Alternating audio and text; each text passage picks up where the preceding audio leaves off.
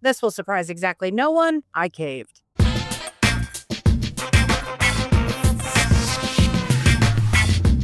What's up, you guys? Famous Ashley Grant here. Welcome to More Movement, Please, the podcast where I hope to inspire you to move your body more. Today, I want to talk about caving because that's exactly what I did. I caved. If you've been listening to this podcast for a while, you know I've been trying to be as transparent as possible on my journey. And one of the things I said recently was that I was going to cut back from 5 days a week to 3 days a week at the gym, but it didn't mean I was going to stop moving my body. I was going to move my body every day. And the plan was that on Thursdays, I was going to be hiking. Well, today it is really gross out. And yeah, so I'm caving. I'm going to the gym. I'm headed there right now.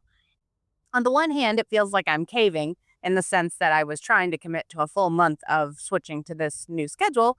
But on the other hand, it's like, well, if the weather is not so great and I can't do the outdoor activity I had planned, well, shouldn't I still do something? And I kind of feel like yes. So that's what I'm doing. I'm heading to the gym, and it just so happens that my instructor is subbing for another teacher, so she will be teaching an additional class. So I will be doing 2.5 hours worth of workouts instead of just 1.5, which is what usually happens on Thursday. But I'm excited about it. I'm excited to see if I can still handle all that she's about to throw at me, and I will report back as soon as I'm done with the brutal torture that is about to be thrust upon me that I signed up for.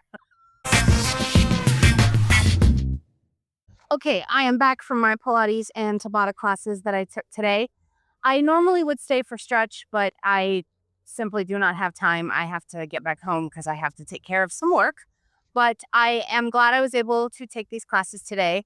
Like I said, I normally hike on Thursdays now, and that was the plan. But since the weather's yucky and the grounds are gross, I was like, all right, I'm going to take the Pilates class that's being subbed and then do Tabata. And it felt good. I did struggle with one exercise, and I'm glad it was only one exercise.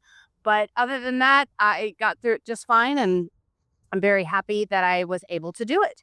So that's why it's so important to me that I continue moving every single day, even though I'm not going to the gym as much as I was. I mean, the whole point of the not going to the gym as often was simply to try to have a little bit more balance and try to do additional activities outside of the gym. Part of the reason that I did this is because I wanted to start working out with my husband more. We wanted to go on some hikes. We enjoyed our road trip so much that I wanted to start doing some hikes, and we have a lot of amazing trails right around the area that I live in. And so that was the plan. But I think that anytime that the weather's yucky or I can't go hiking for any reason, I think I'll try to make a point to at least still do something a little bit more active than just walking, stretching, yoga, Pilates, etc. There is something truly special about Tabata. I absolutely love that class. It's kind of become my second favorite. My favorite still remains Zumba. That I think I will forever be a Zumba girly.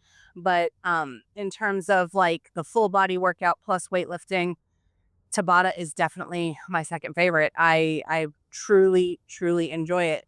In terms of mobility, I mean, I've told you guys before, I absolutely love the stretch classes that I've been doing. Those have become like my necessary thing that I do. And I do them pretty much every morning.